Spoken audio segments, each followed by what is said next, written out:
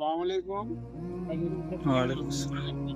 মসজিদ-ই নবাব, মসজিদ মদিনা মনোয়ারা,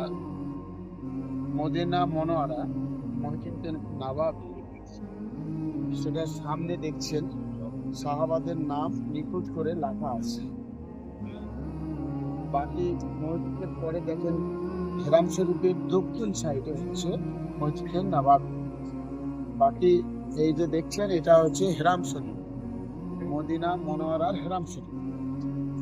কতটুকু সীমানা দেখেন যে রিডিং দিয়ে ঘেরানো আছে, ওখান থেকে শুরু করে এই রেলিং শেষ পর্যন্ত এটাই হচ্ছে মসজিদে নবাবী। এটা হচ্ছে মসজিদে নবাবী।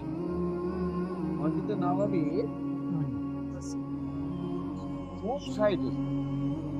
পূব সাইডে, আরে একজন রসুল পাক সাল্লাল্লাহু আলাইহি সাল্লামের কবরস্থান, হযরত আবু বকর রাদিয়াল্লাহু আনহুর কবরস্থান, হযরত ওমর ফারুক রাদিয়াল্লাহু আনহুর কবরস্থান পূব সাইডে।